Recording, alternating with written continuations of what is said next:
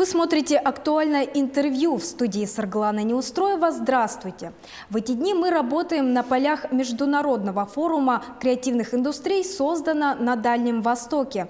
Наш гость – организатор стартап-экспедиции БРИКС Дмитрий Готовцев. Дмитрий, здравствуйте! Добрый день! Для начала расскажите, пожалуйста, что это за проект «Стартап-экспедиция»? Стартап-экспедиция – это идейное продолжение арктической стартап-экспедиции «Дальний Восток и Арктика России», который проводился фондом уже несколько раз. Мы охватывали множество регионов именно Дальнего Востока и Арктики, там Еврейская автономная область, Чукотку, Камчатку, Магадан. И теперь стартап-экспедиция БРИКС, мы нацелены на то, чтобы вывести продукты, креативные продукты и не только из рынка Дальнего Востока на рынок стран БРИКС. То есть это Китай, это Индия и Южная Африка, и в будущем, возможно, еще больше стран. А сколько наших якутских проектов принимают участие? На стартап-экспедиции БРИКС подались свыше 50 заявок по 4 направлениям. Это музыка, это анимация, это киносценарий и готовые фильмы.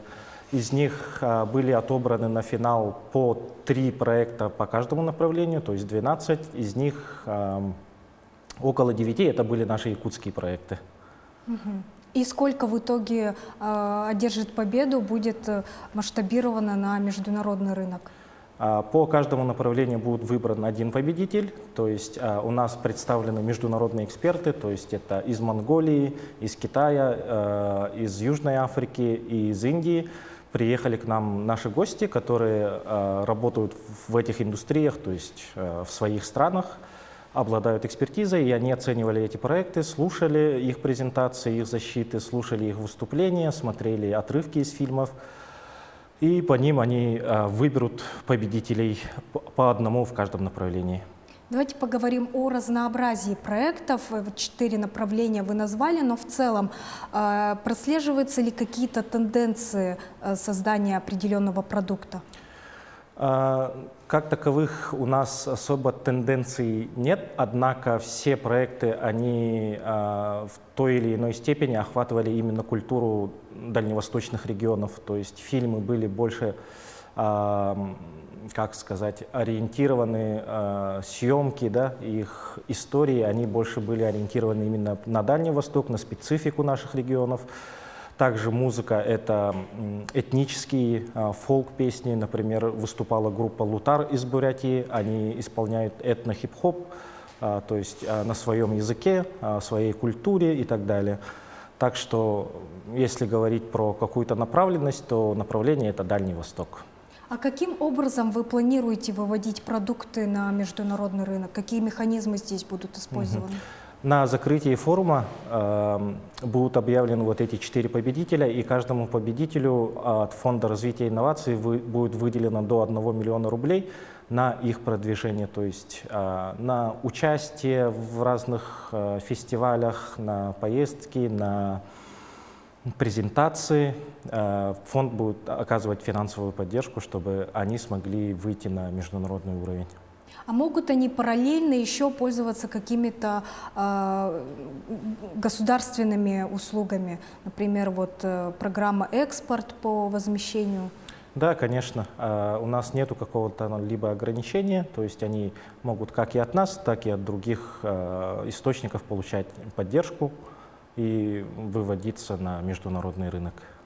Запланировано ли или возможно ли международное сотрудничество двустороннее? То есть наши продукты там за рубежом, а там их продукты у нас здесь, на наших прилавках? Да, это подразумевается. Например, эксперты, которые принимали участие, были крайне заинтересованы. Их этот формат очень впечатлил. И они хотят уже проводить такой конкурс уже в международном масштабе, то есть не только из Дальнего Востока, но и из их стран, из их регионов, да, охватить полностью всю Россию и сделать на международном уровне такой конкурс. Также вчера эксперты, помимо конкурсной программы, они уже наедине там общались, лично уже общались с авторами, общались о возможности сотрудничества, о возможности копродакшена, да, так сказать. То есть совместные съемки, совместные записи, поддержка на международном уровне и так далее. То есть технически, даже если вы не одержите победу, то в каком-то смысле победа, она уже была достигнута. Да, верно. Потому что цель конкурса — это не выявить победителя, цель конкурса — дать авторам возможность поработать с международными партнерами, познакомить их, дать им сеть, дать им контакты, дать им связи. Ну, я думаю, всем сопричастным уже интересно знать, а будет ли второй сезон. Да, планируем.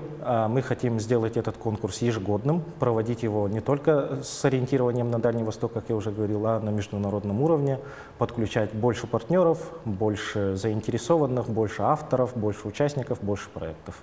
Каким образом можно податься? У нас прием заявок начинается всегда через наш сайт. На нем выставляем анонс, отправляем обычно по своим каналам, да, которые остались еще вот со времен АСЭДАР, вот, арктической стартап-экспедиции. Также мы вызваниваем конкретных авторов, которых мы знаем, да, которых мы хотим пригласить. Но участие полностью открытое, вся информация на сайте, вся информация в соцсетях публикуется и в СМИ. Пытаемся как можно шире охватить, чтобы участвовало как можно больше авторов со своими какими-то идеями, проектами. А расскажите, пожалуйста, еще о проектах Фонда развития и инноваций по части поддержки креативных индустрий. Ну да, как я говорил, вот есть у нас стартап-экспедиция БРИКС в этом году началась, у нас есть арктическая стартап-экспедиция, также есть программа акселератора Б8, в нем поддерживается в первую очередь, конечно, технологические, но однако по креативным индустриям тоже работают. Акселератор представляет собой программу ускоренного роста вот, начинающих проектов, начинающих стартапов. Дмитрий, спасибо за эту увлекательную беседу. Пожелаем удачи и развития проектам, которые были представлены и будут представлены в будущем вот, в рамках вашей программы. Благодарю.